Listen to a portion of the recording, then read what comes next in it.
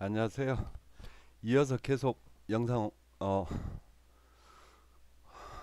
준비한 자료 어, 이어가겠습니다. 이거 제일 궁금해하실 내용이시죠? 저도 이 주변에 불안해하시는 분들을 위해서 어, 사실 이 영상 자료 유튜브를 찍게 된 게 요번 편은 때문에 그런 거예요. 요번 편 때문에 뭐 내가 이거 역학을 공부하는 사람이지만 내 어떤 정치적 성향이라든지 어떤 의도를 가지고 올리는 건 아니고요. 또 공부한 사람은 그래서는 안 되는 겁니다. 그냥 자기가 공부한 대로 읽어낸 기운을 풀어주고 상담을 해줘야지 자기 내면의 어떤 그 경향성이나 어떤 심중의 생각이나 어떤 의도를 가지고 이 학문을 이용해서 자기 의도를 표출하는 수단으로 삼는다라면 이미 이 공부를 해서는 안 되는 사람인 거예요. 그런 의도에서 올리는 영상은 아니고요. 제가 추론해낸 결과로는 기운을 읽어낸 결과로는 이런 결과가 나왔습니다. 일단 우리나라는 국가 기관 간 충돌이라든지 혹은 국민이 국가 권력에 의해서 기본권 침해를 당한다든지 국가 기관 간의 서로 갈등은 이거 권한쟁의 심판이라 그럽니다. 그리고 국가 권력이나 혹은 법률이나 혹은 법률에 근거한 어떤 명령이나 이런 것들에 의해서 행정처분이나 이런 것들에 의해서 기본권이 직접 침해를 당하는 경우에는 법률이 그랬다면 위헌법률 심판이라는 제도가 있고요. 그 다음에 어, 어떤 행정력에 의해서 그랬다면 헌법 소원이라는 제도가 있고요. 그 다음에 탄핵 심판이라고 법에 의해서 신분 보장을 강하게 받는 사람들은 일반적인 그 절차를 통해서는 처벌하기 힘들 정도로 원래 그렇게 강한 신분 보장을 해놨기 때문에 그런 사람들의 경우에는 그 신분, 공적인 신분을 내서 면직을 시키기 위해서 탄핵이란 절차를 헌법재판소에 별도로 탄핵 심판 제도라는 거를 만들어 놨어요. 그래서 우리나라 헌법재판소가 하는 일은 아까 얘기했던 제일 먼저 중요한 위헌법률 심판, 그 다음에 기본권 침해를 직접 받았을 경우에 행정 그 권력작용에 의해서 행정작용이나 헌법 소원 심판 벌써 두 개 나왔죠. 그 다음에 헌법상 기관 내지는 국가기관 간 헌법상 보장된 국가기관 간 그 갈등이나 법률 분쟁이나 충돌이 일어났을 경우에 이거를 조정해주는 권한쟁의 심판이라는 거 있고요. 그 다음에 아까 탄핵 심판이란 제도가 있어요. 이런 업무를 보는 것이 헌법재판소고요. 헌법재판소는 어, 현행 헌법인 제6공화 노태우 정권이 들어서면서 그 6.29 선언을 이끌어낸 그 과정에서 이 호원 철폐 그 당시 헌법 그 헌법으로 전두환 시절의 50 헌법으로 대통령 선거를 치르려고 그래서 유지하려고 그래서 독재를 이어가겠다라는 뜻이죠. 그게 그 당시 대학생들에다가 그 다음에 더 이상 참을 수 없었던 대한민국 시민들이 들고 일어나 가지고 결국은 6.29 선언을 이끌어냈고 그 6.29 선언 내용에 호언 철폐하고 개헌을 하겠다는 그 약속에서 만들어진 헌법이 지금 현행 헌법이고요. 이게 6공화국 헌법이에요. 그래서 이 6공화국 현행 헌법이 만들어지면서 헌법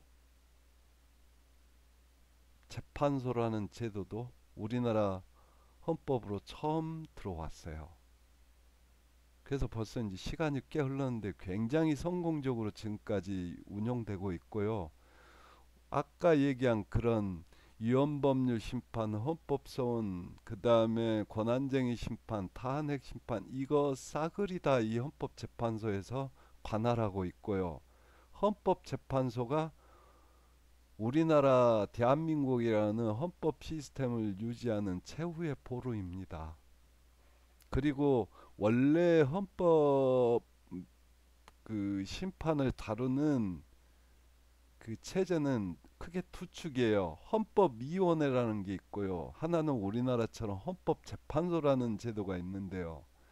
우리나라도 애초에 제2공화국 헌법 2공화국 당시에는 헌법위원회라는 제도를 시행했다가 박정희 때 5.16 쿠데타 일어나잖아요. 그때 사라져요. 그런데 이 헌법위원회하고 헌법재판소의 근본적인 유래나 특징의 차이는 헌법위원회는 원래 프랑스 대혁명 이후에 국민의회여가지고 시민 세력들이 3부에 소집했는데 이제 그게 기점이 돼서 세금 많이 물리려고 그러다가 그 당시에 제3신분인 시민 세력이죠. 그게 인원수는 600명, 그 다음에 제1신분이었던 성직자는 300전후, 300채 안 됐을 거예요. 그 다음에 귀족도 300채 안 됐고, 제3, 2신분이 귀족이고, 3신분이 시민 세력이었는데, 그 당시 시민은 우리, 지금 오늘처럼 우리 평범한 시민이 아니고, 부르주아지들이에요. 유상가 그룹. 그러니까 자산이 많으면서 지식을 축적하고 있던 지식 기반의 자산가들이 많았어요, 그 당시. 그게 이제 시민들이고 이제 부르주아지죠, 그러니까. 이제 이 사람들한테 세금을 많이 물리려고 그러니까 우리 표결 처리하자 이렇게 된 건데 두 배 육박하니까 당연히 시민들 뜻대로 될 거 아닙니까? 제3신분 뜻대로. 그러니까 그렇게 못하겠다 해갖고 표결을 어떻게 인정해 줄 것인가. 어? 그 표결 산정 방식을 가지고 갈등을 일으켜 가지고 그게 이제 테니스 코트의 서약으로 번지고 그 다음에 그 바스티유 감옥 습격하고 이러면서 이제 프랑스 대혁명이 이제 터졌는데 그 프랑스 대혁명이 터졌을 당시에 국민의회가 제일 처음에 이게 이제 시민 세력들에다가 나중에 성직자들이 합세를 했어요. 그래서 이 축이 중심이 돼가지고 프랑스 대혁명 당시에 이제 결정사들을 논의했는데 그때 당시에 이제 프랑스 시민혁명의 정신을 그 다음에 시민들의 이 권리 오늘날 지금 헌법상 기본권이 되겠죠. 이거를 담아낼 수 있는 담보해낼 수 있는 헌법을 제정하자 그래서 국민의회가 국민 그 재헌의회로 바뀌어요. 그러면서 이제 헌법은 만들어졌고요. 그 당시에 그 최고 기구의 성격으로서 헌법위원회라는 게 생겨요. 그래서 이 헌법위원회란 거는 정치적 어떤 결정이나 심판 성격이 굉장히 강한 제도예요. 시스템이에요. 그래서 우리나라도 제2공화국 때 이 헌법위원회라는 이거를 도입을 했다가 5.16 쿠데타가 일어나는 바람에 사라졌어요. 헌법상에서. 그랬다가 방금 전에 얘기했던 6.29 선언 이후에 개정된 제6공화국 헌법에서 이 헌법재판소라는 제도가 처음으로 들어와서 지금까지 성공적으로 안착해서 운영이 되고 있고요. 이때 당시 헌법재판소를 만드는 것에 대해서 참 갈등들이 많았는데 노태우 정권 당시에 박철원 씨가 검사 출신이면서 이제 법률가잖아요. 그러니까 그래서 이거를 그 당시 실세였으니까 밀어붙였죠. 결과론적으로 대한민국을 미래를 위해서는 헌법재판소가 만들어진 거는 대단히 다행스러운 일입니다. 그리고 지금 헌법재판관이라는 분들은 대한민국 이 법률가 중에서 검사나 판사 과정을 거친 에이스 중에서도 최고 에이스들 중에서 이게 그 뽑히신 분들이에요. 그리고 이런 헌법 재판관들을 보좌하고 있는 그 헌법 연구관들이란 분들이 계세요. 이분들도 다 판사 아니면 검사 출신이고요. 이런 헌법 관련된 그 심판이나 이런 게 생기면 관련 외국 자료까지 이론서 이론들부터 해서 뭐 각국의 판례들 다 취합해 가지고 이분들이 기초 작업들 다 하세요. 그리고 초창기에는 노태우 정권이었던가 김영삼 초기인 정권 초기였던가 해가지고 대법원이 그 전까지는 이게 우리나라 이 사법부 중에서는 최고의 직위였었는데 이 헌법재판소가 생겨나면서 충돌을 일으켜요. 그래서 대법원에서 쉽게 하면 사보타지예요. 헌법재판소 판결을 대법원이 뭉개버리는 거죠. 그래서 그 당시의 갈등을 이제 청와대에서 나서가지고 어쩌지 해결은 시켜주고 애초에 그 잡음을 없애버리기 위해서 그 다음부터는 대법관들 중에서도 헌법재판소 재판관으로 많이 임명해 버렸어요. 그러니까 당연히 자연스럽게 대법원에 상의하는 이게 사법기구가 돼버린 거예요.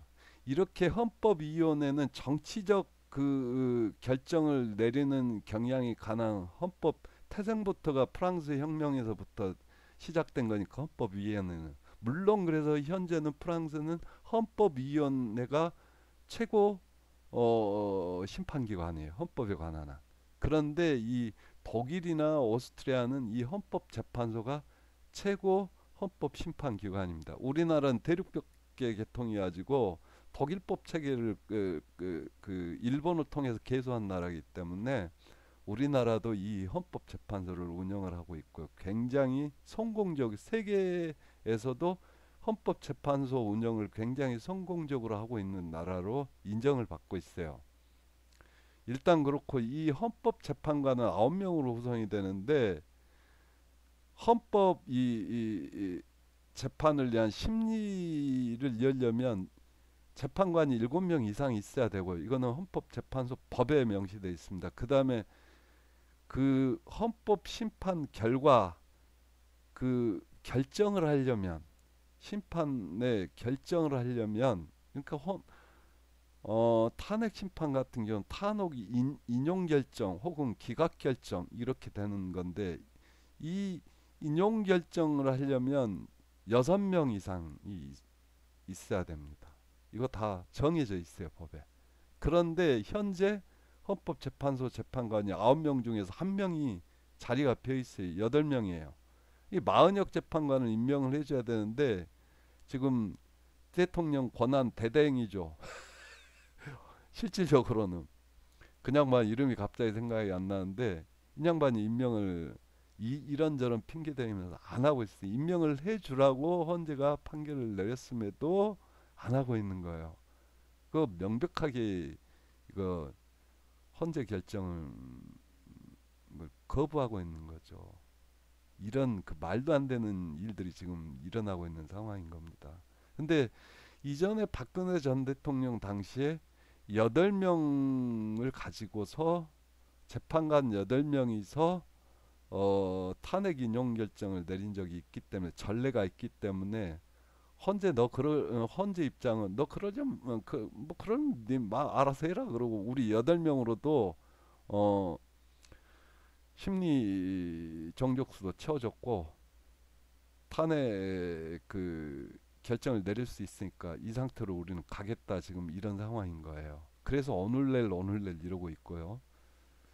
그 마은혁 재판관은 그 좌파 성향의 재판관이다라고 지금 여권하고 이 구구 쪽에서 낙인을 찍어 놓고서 임명을 안 하고 이런저런 핑계로 안 하고 있는 입장인데 이제 6명 이상이 인용을 해야지 탄핵 인용이 되는 건데 그 중에 이제 성향상으로는 인용 결정을 내릴 가능성이 큰 분을 이제 임명을 안 해버린 셈인 거죠. 어쨌든 참 서설이 너무 길었고요. 그래서 이런 헌법재판소가 지금 윤석열 대통령에 대한 탄핵 심판 쟁점을 이렇게 크게 5가지로 잡았어요. 5가지로. 그래서 5가지가 뭐냐면 비상계엄 선포 과정이 합법적이었는가, 정당했는가 이거. 그 다음에 포고령 1호 내용이 합헌적인가, 절차에 따랐는가. 그 다음에 국회 봉쇄가 진짜 있었는가. 그 다음에 선거관리는 중앙선거관리위원회 침입해서 장악을 시도했는가. 그 다음에 법관 체포 지시가 있었는가. 근데 이거 1부터 2, 3, 4는 뉴스에 다 영상으로 나와버렸잖아요. 이미 이미. 그리고 법관 체포 지시가 있었다는 거는 그 명령을 하달받은 지금 내란 피의자로 지금 입건돼서 검찰 수사를 받고 있고 혹은 구속되어 있는 이런 사람들 진술을 통해서 좀 나온 내용들이고, 그런데 탄핵 사유는 이 5가지를 다 해당돼야지 탄핵 사유가 되는 게 아니고요. 이 중에 하나만 해당이 돼도 탄핵입니다. 이거를 어떻게 빠져나가려고 그런지 이해가 안 되는 상황이고요. 그러니까 이제 이거는 안 되니까 절차적인 흠결이라든지 기간이나 뭐 시간이 지났는지 이런 걸로 이제 짠지 걸고 있는 거예요, 지금. 상황이 좀 그렇고요. 그 다음에 이제 좀 더 들어가면 위헌 불법 겸 이거 사실 친위 쿠데타적인 성격. 자기가 지금 정권을 쥐고 있잖아요. 현직 대통령이고.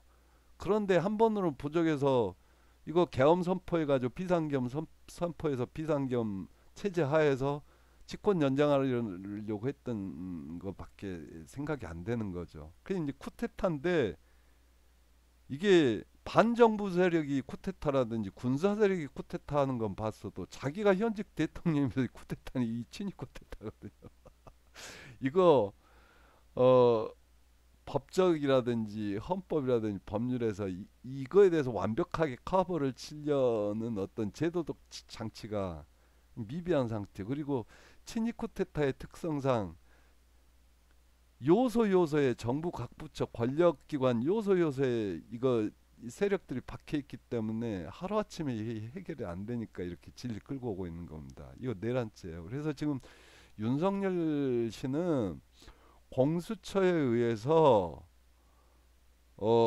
내란죄 혐의자로 입건돼 가지고 이거 검찰에서 기소권은 검찰이 가지고 있으니까 기소를 했는데 구속 기간 10일을 지금 도과했다고 이상한 판사가 이상한 그 기존 이 관례를 벗어난, 이래가지고 좀 시끌시끌하잖아요. 상황이 지금 이렇게 돼 있고요.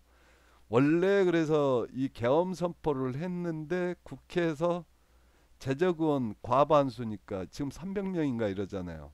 과반 반수를 지날 과자거든요. 넘길 과자. 그러니까 151명 이상이 계엄 해제 요구를 하면은 계엄 해제를 해야 됩니다. 이 헌법이 그렇게 돼 있어요. 헌법 규정에. 그래서 또 이 해제해야 되는데 즉시란 말이 없어서 뭐 시간 좀 끌어서 해제도 괜찮니 어쩌니 뭐 이지랄을 했었어요. 미안합니다. 그래서 말 안 해도 즉시인 거죠, 당연히. 그래서 시간 끌다가 4시간 반 만에 이제 해제를 했다는데 유튜브 영상들 보면 2차 계엄 하려고 그 이후에도 명령 하달은 계속됐고 뭐 트럭들 탄약 실은 트럭들이 뭐 어디를 한강 다리를 넘고 뭐 이런 것들 있어요. 근데 이거는 이제 어차피 입건돼서 형사 재판이 진행되면 이제 밝혀질 것들이니까. 그리고 원래 현직 대통령은 두터운 신분 보장을 받아요. 헌법 규정상에 현직 대통령은 형사상 불소추 특권이 인정이 돼요. 그래서 현직 대통령은 내란 애환의 죄를 저지른 때를 제외하고는 현직에 있을 때는 형사재판을 받지를 않아요. 물론 퇴직 이후에는 이게 형사재판 받아야죠, 당연히. 예, 그러니까 대통령으로서 신분을 두텁게 해서 대통령으로서 업무를 이렇게 편안하게 보기 위해서 이게 인정해준 현직 대통령에 대한 특권인 거예요, 형사상의 특권. 그런데 친위 쿠데타는 내란죄에 해당되기 때문에 내란의 죄를 저질러 버려 가지고 현직 대통령이 임에도 불구하고 어 검찰에서 수사를 받아야 되는 상황이 되면, 그래서 공수처에서 수사에 들어간 거고, 현직 대통령임에도 불구하고 그거하고는 별개로 이 사람이 현직 대통령 신분에 있는 입장인데 이 신분 상태에서 이 수사가 제대로 되겠어요? 그러니까 국회에서도 당연히 이 사람의 현직 대통령의 신분을 강제로 면직을 시켜야 되기 때문에 국회에서도 제적의원 수 3분의 2 이상이니까, 아까 300명이니까 200명 이상이 대통령 어렵게 했죠, 이거. 대통령 탄핵 소추 의결을 했어요. 그리고 헌법재판소에다가 탄핵 심판 청구를 한 거예요. 그래서 헌법재판소에서는 이 대통령 옷을 벗겨야 된다, 대통령 신분에서 끌어내려야 된다 해서 대통령 신분에서 끌어내리려는 대통령 탄핵 심판이 진행 중이고요, 지금. 그 다음에 이거하고는 별도로 검찰에서는 아까 구속 기간을 넘겼으니까 너 이 구속 상태에서 신분을 구속해서 집어넣은 상태에서 재판 진행해야 되는 입장이었는데 불구속으로 풀어줬어요. 불구속으로 풀어준 게 형사재판을 받지 않는다는 의미는 아니에요. 그런데 현직 아직 탄핵 심판 인용 결정이 안 나서 현직 신분은 대통령인 사람이 구속이 안 되고 편안하게 대통령 그 안가해서 편안하게 지내면서 형사재판을 받게 되면 어떤 일이 벌어지겠습니까? 당연히 증거인멸 시도하죠. 그러니까 판사가 검사가 구속기간을 넘겨서 윤석열 씨 측 변호인들이 구속기간 넘겼으니까 이거 구속 취소 신청 이거 받아들여라 해서 인용 결정을 해줬다 치더라도 판사가 직권으로 다시 안 돼, 너는 그래 구속 취소해줄게, 결정 내려줄게. 그런데 말이지, 내가 봤을 때는 너는 중범죄 내란이라는 중범죄 피의자로서 이게 혐의를 받고 있는 사람으로서 너 풀어주면 증거인멸시킬 것 같다. 내 검사가 구속기간 계산 잘못해서 풀어는 주지만 내가 다시 직권으로 너 집어넣어야 되겠다 해가지고 구속 결정을 할 수가 있어요. 근데 판사가 이걸 안 하고 있죠. 안 해버린 거예요. 안 하고 있고. 그 다음에 검사도 즉시 7일 이내에 즉시 항고 제도로 한 게 있어서 하면 되는데 안 해버린 거예요. 그건 뭐야? 불구속 상태에서 수사받게 해주겠다는 거잖아요. 오해는 하지 말아야 될 게 수사를 안 받는 게 아니에요. 재판을 안 받는 거, 재판을 받는데 구속 상태에서 재판 받아야 될 사람인데 검사도 즉시 항고 안 하고 판사도 자기 직권으로 구속 명령을 안 한 거예요, 이거. 이 상태라 좀 문제가 많은 거죠. 그럼 증거인멸 시도하려는 거 아니겠어요? 근데 그거하고는 별개로 이 사람은 대통령 신분에서는 내려야지 이 맞는 거예요. 이게 너무 명백한데.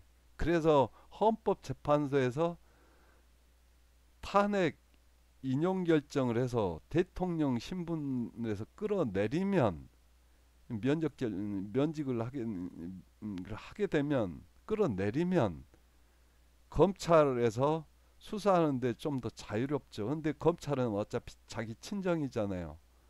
그러니까 검찰에서 어느 선까지 수사를 할지 이거는 검찰 손에 달려 있는 거예요. 이렇게 돼 버렸습니다, 지금.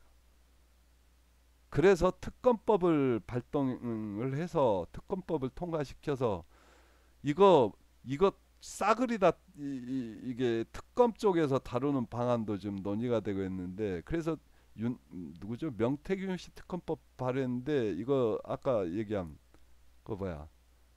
총리 권한대행인가요? 이 그거 거부해 버렸잖아요. 또. 대통령 권한 대대행쯤 되려나? 뭐 이 상황입니다, 지금. 그래서 가장 일반적으로 좀 헷갈리고 있는 게 검찰에서 불구속 상태로 돌려놓은 게 형사 재판을 안 받게 하겠다는 거하고 헷갈리는 오해 하나. 그 다음에 헌법재판소에서 탄핵 심판은 이거대로 진행되고 검찰에서 형사 내란죄 형사 재판은 이거대로 진행되는 거예요. 검찰에서 불구속 해줬대서 탄핵 심판에서 혐의가 없어지는 거 아니에요. 전혀 별개 절차입니다. 그리고 이 형사재판에서는 고의 가실이 있어야 책임을 물을 수 있는데 내란죄 과실범 처벌 규정 없을 겁니다 아마. 그래서 내란죄 고의범으로 이거는 처벌받는 절차는요 죄형 법정주의라 그래서 형법 규정상의 내란죄에 해당하는 그런 행위가 있었는가 구성요건 해당성이라 그래요. 그 다음에 그게 확실하게 위법성을 가지고 있는가. 그러니까 위법성 조각 사유라 그러는데 위법성을 왜 해당될 만한 사유가 없어야 되고 그 다음에 책임을 물을 수 있는 책임성이 분명히 있어야 되고 이거 해당되면은 이거 내란죄 성립이 되는 거예요. 그러니까 이 절차는 형사재판에서 책임을 묻는 과정은 굉장히 촘촘해요. 꼼꼼히 들여다봐야 되고. 근데 이 탄핵 심판에서는 이거 형사 재판은 고의가실 책임이라면 탄핵 심판은 행상 책임은 행위 상황. 그러니까 상대적으로 좀 책임을 묻는 범위가 좀 널널하면서 좀 커요. 이런 차이가 있는데 지금 잘 모르시는 분들은 검찰에서 풀어줬으니까 이게 헌재도 기각 결정해야 된다 이 논리로 가버리는 이 전혀 상관이 없다고 이렇게 해놓은 겁니다. 아시는 분들은 이제 뭐 내 얘기가 이제 사족이겠지만 이제 모르시는 분들은 이제 대부분 이런 오해들을 가지고 계신 분들이 많더라고요. 이렇게 그 주변에서 걱정스러워서 이렇게 물어보면 이 얘기하다 보면 일단 그렇고요. 그래서 5대 쟁점 이 5가지 쟁점 중에서 한 개만 위반해도 명백하고 아주 중대한 헌법 위반에 해당되기 때문에 탄핵 사유에 해당이 돼요. 근데 이거 다 걸렸잖아요. 이거 네 개는 이거 아주 전 국민이 뉴스 이 유튜브 영상에서 이거 생중계로 다 봐버렸고요. 어? 그 만약에 이렇게 명백하고 중대한 헌법 위반이 아닌 이런 경미한 헌법 위반의 경우에는 여론이나 민심이나 헌법도 아까 헌법위원회는 라는 제도는 프랑스처럼 거기는 정치적인 고려가 제1 그 고려 요소예요. 그런데 헌법재판소는 헌법 위반 법률 심판의 성격이 더 강한 제도이기 때문에 일단 헌법이 위반되어 있는지 여부부터 제일 먼저 고려하고요. 이렇게 중대한 그 명백한 위반이 아닌 경미한 헌법 위반 같은 경우는 여론이나 민심이나 정치적 고려도 많이 하죠. 대통령이기 때문에. 그래서 기각 결정을 하는 경우는 있을 수 있는데 지금 이윤 대통령 윤석열 씨 케이스 같은 경우는 이게 빠져날 구멍이 없어요. 빠져날 구멍. 그래서 최악의 경우에는 그 최악의 경우일까요, 이게? 아무튼 이런 경우도 가능해요. 6명 이상이 헌법재판관이 인용 견해를 내 가지고 탄핵은 인용이 돼서 대통령 신분에서 내려와서 자유인 신분이죠. 이렇게 되면 자유인 신분에서 검찰이 지금처럼 계속 봐줘가지고 불구속 상태로 형사재판을 받게 된다라면 탄핵 인용 결정 이후 60일 후가 대통령 선거예요.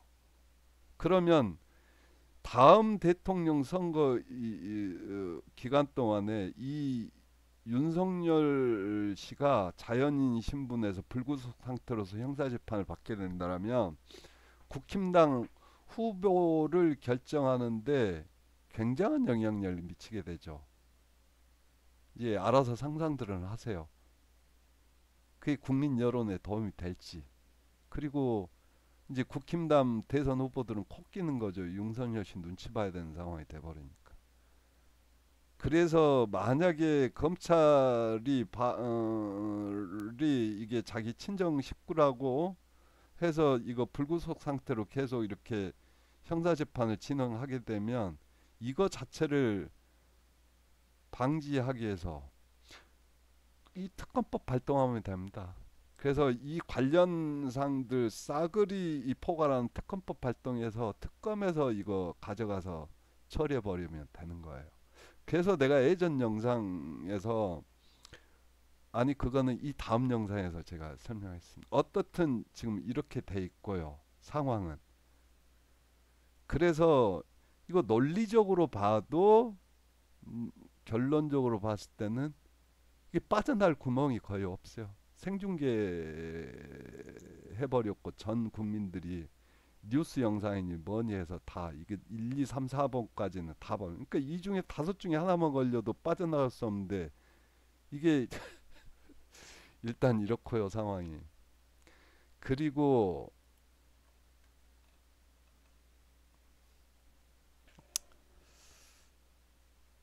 그러니까 논리적으로도 헌법 시각 법률적 시각에 봐서도 빠져나가기 힘든 상황인데 그러면 탄핵월이 지금 김여월이잖아요. 지금 3월달 김여월. 이 김여월 기운은 어떤가 지금 여기서부터는 제가 이 역학 공부를 하고 있기 때문에 이제 역학적으로 그럼 김여월 운이 탄핵과 관련돼서 어떤 운인가를 이제 보려고 지금 음, 이 분석을 하는 거예요. 그럼 윤석열 시사주는 이게 아까 얘기했지만 경자, 무자, 경진, 개미 이렇게 돼요. 그럼 탄핵월인 을사년 자체가 일이 들어오면 가을, 겨울 되면 가을 되면 진사 지망살에 걸려버려요. 지망살에 걸려버린다고요. 그러니까 어차피 탄핵 계엄 자기 발동을 찍는 이 계엄 비상계엄을 갑자기 안 했어도 어차피 지금 이 총선 판도가 야당이 압도적인 다수당 지위이기 때문에 이걸 뒤집어 엎기 위해서 을사년 봄 여름쯤에 뭔가 시도를 했다가 이거 실패하고서 가을부터 조기 램독으로 걸려들 거라고 제가 다른 영상에서 이미 얘기를 했었어요. 그런데 비상계엄을 해버린 바람에 앞당겨져 버린 거죠.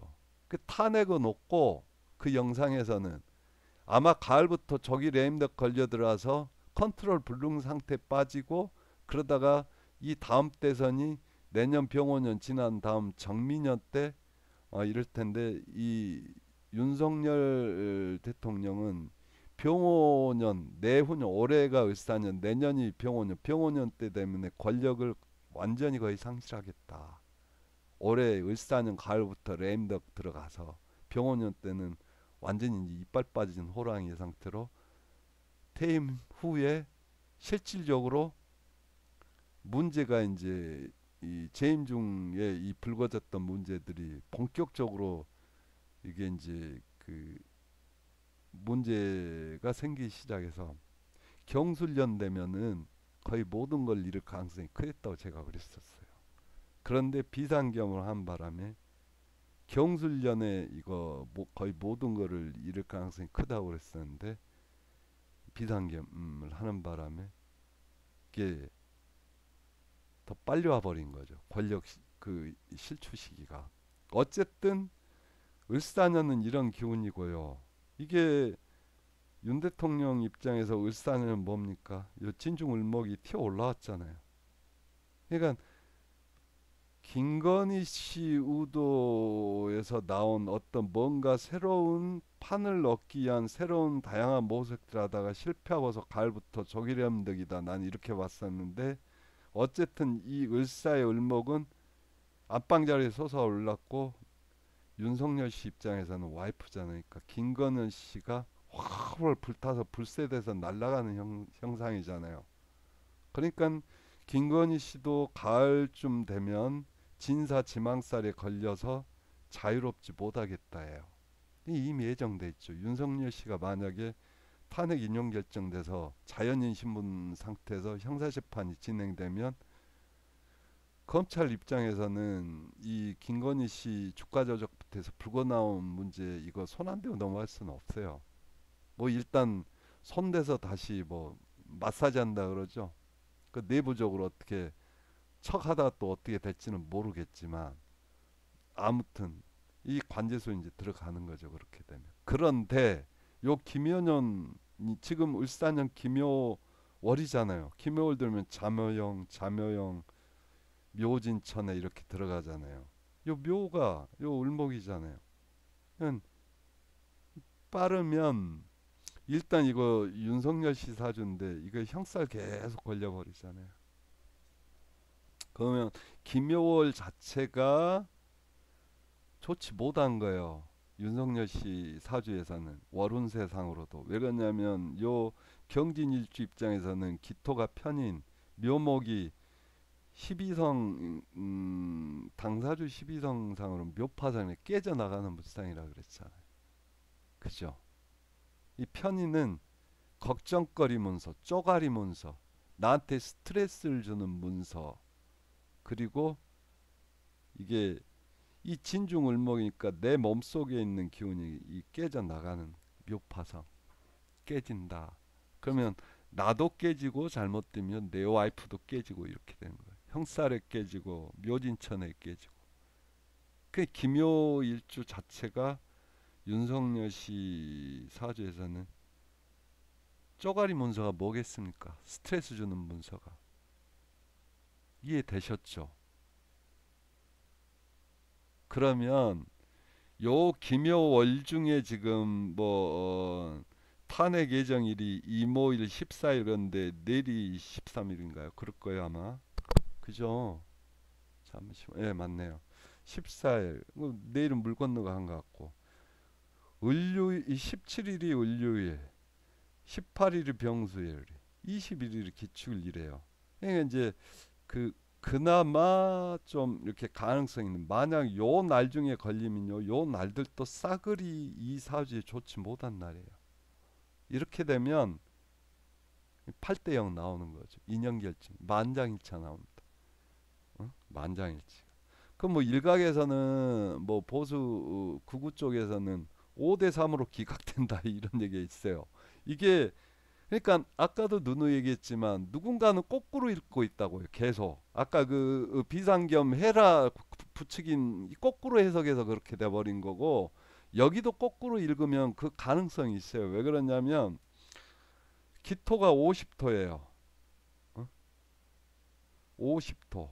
그다음에 요 묘목은요. 목은 38목이에요. 토는 50토고 목은 38목인데 그럼 나오잖아요. 요 5 토생금 했으니까 이 윤석열 씨를 살려주는 토끼우는 5명. 요 윤석열 씨를 자멸형 쳐서 천혜작용 일으킨 먹기우는 숫자적으로 38인 3명 그래서 5대 3으로 기각이다 이렇게. 이게 뭔가 이게 잘못된 거고요. 뭐 하기는 뭐 그렇게 기대해도 자기들 그 확정 편향이라고 하죠. 이 간지 자체가 담고 있는 의미가요. 스트레스 주는 쪼강남, 부족한 나에게 스트레스, 걱정, 고민 안겨주는 쪼가리 문서의 의미예요. 편인이 부족한 내 기대치 차지 않는. 그러면 이게 좋은 문서겠어요? 안 좋은 문서죠, 당연히. 그 문서인데 그 문서가 나를 깨트리는 묘파성이라고 했잖아요. 그 문서가 수리가 뭐냐? 38목이라고 했잖아요. 8. 그러니까 저 같은 경우는 안 좋은 쪼가리 문서, 내가 기대하지 않던 문서, 내 나를 깨트리는 8기운의 문서다. 그러니까 8대 0이 나오는 거예요.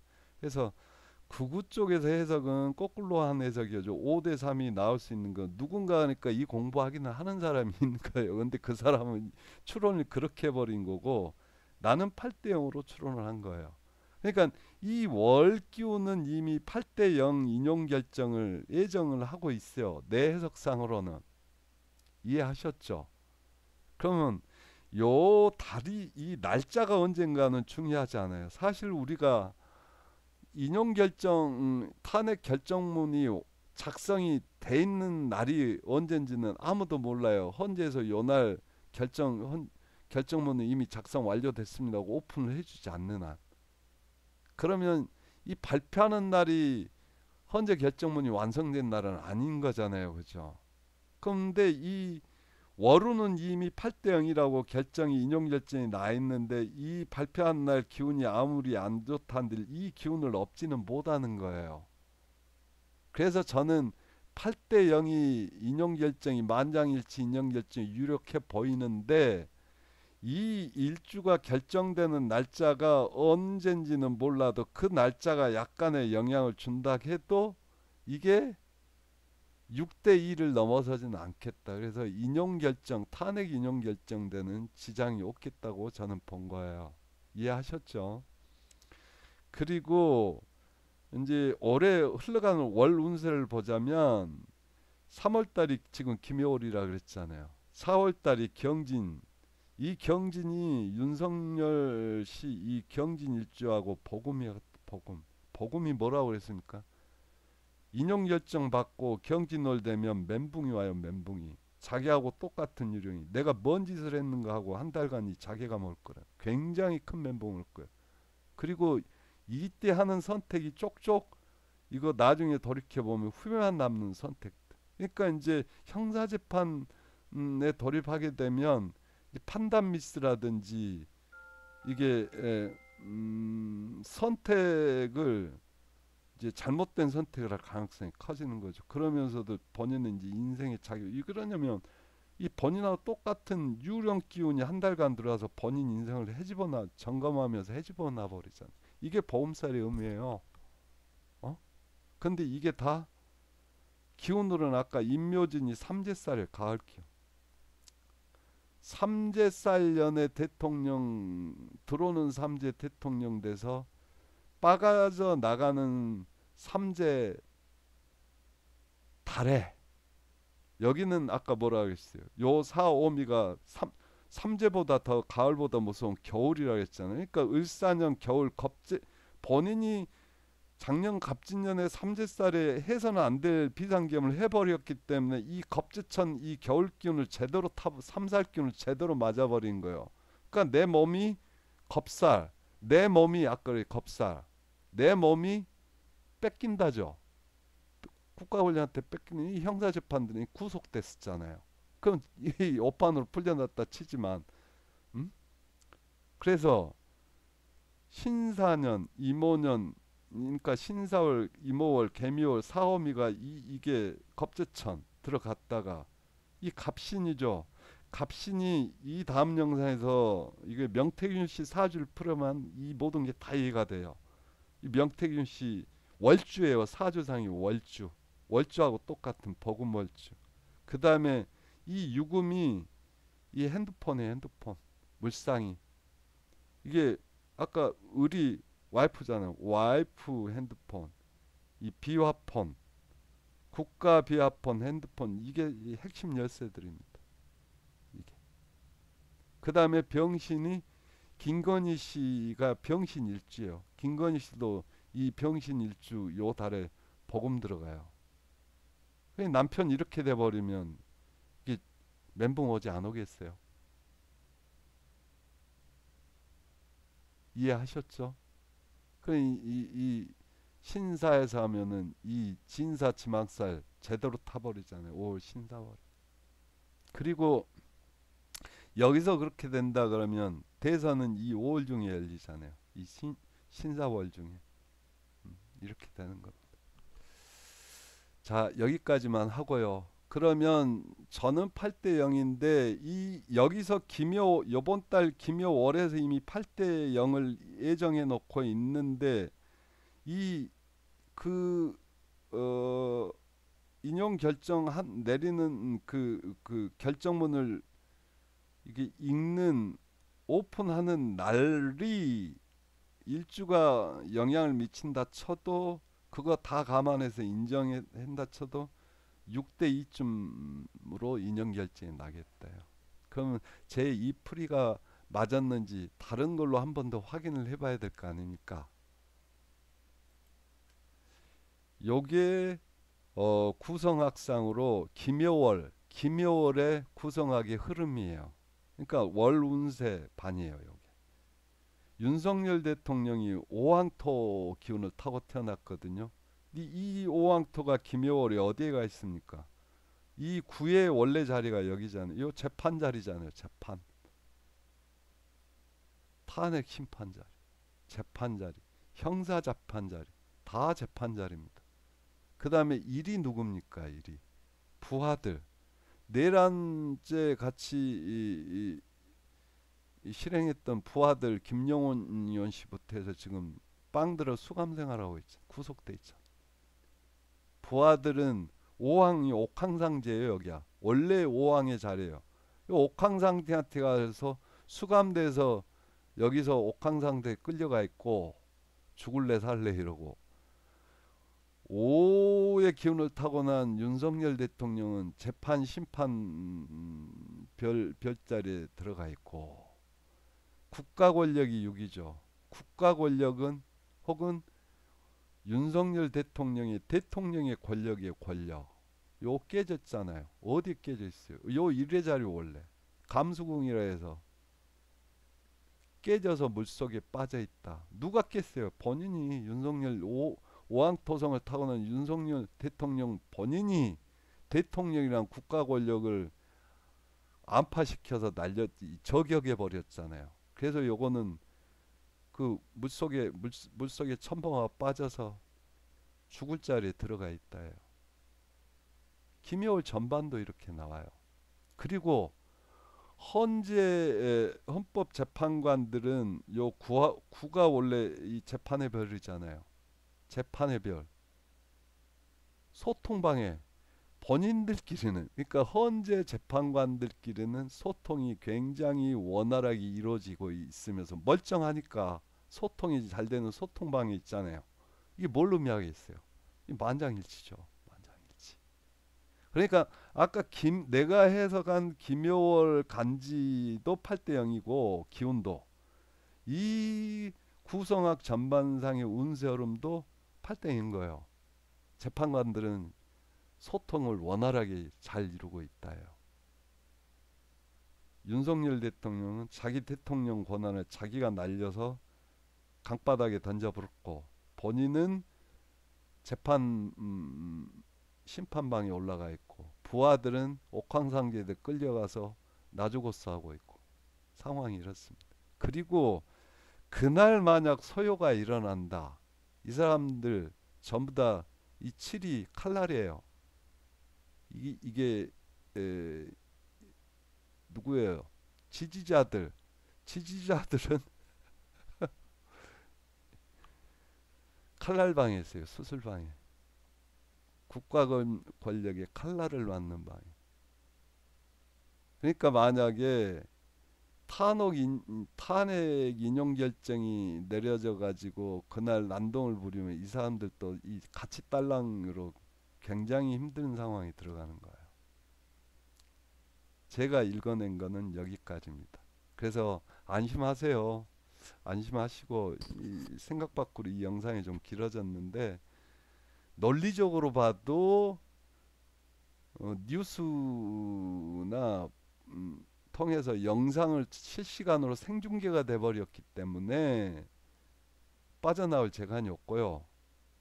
그 다음에 운세 흐름으로 사주상 월운상 흐름으로 그 다음에 지금 전반 흐름으로 봐도 8대0 인용결정 만장일치인데요. 혹여 좀 써서 이 그 결정을 내리는 당일 일진운이 영향을 미친다 쳐도 대세에는 지장이 없다요. 그래서 제 개인적으로 8대0 인용결정인데 일진이 불리하게 작용해서 이 대세 기운을 흐트러 놓더라도 인용 6대0 인용 6대2 정도로 인용 결정하는 데는 전혀 지장이 없고 지금 5대3으로 뭐 기각된다 이거는 역학 공부를 하려면 제대로 해야 되는데 거꾸로 역학을 하신 분이다. 이 비상겸 이 탄핵 비상겸 일자를 거사일자를 일시를 잡아준 사람이나 그거 5대3이라고 얘기하는 사람이 동일이라면 그 사람 믿고 상담받았다는 인생 거덜나게 생겼다 이거 이렇게 되는 겁니다. 어 모르겠습니다. 이거는 저의 해석이고 이제 결과는 지켜보면 알겠죠. 이거는 제 믿음이나 제 마음이 그랬으면 하는데 그 의도를 가지고 내린 해석이 아니고요. 이 해석하는 과정 다 영상을 통해서 보여드렸잖아요. 점은 제가 운세 흐름 공부해서 운세 흐름을 읽고 전반을 읽는 거는 저의 영역이지만 이게 제대로 읽혔는지 안 읽혔는지는 이 흘러가는 기운이 증명을 해주는 학문이 이 학문이기 때문에 기다려 보면 알겠죠. 시간이 지나면 이 학문이 그래서 무서운 겁니다. 시간이 지나면 셀프로 증명이 되거든요. 셀프. 자 여기까지만 하고요. 이 모든 것들의 그 애초에 이 여기 이게 갑자기 비상감을 경험을 하게 된 이런 그 큰 원인 제공 중에 하나는 명태균 씨 사주를 읽어보면 많은 실마리들이 풀립니다. 그래서 다음 영상은 명태균 씨 사주를 한번 확인해 보겠습니다. 여기까지 하겠습니다. 다음 영상에서 뵙겠습니다.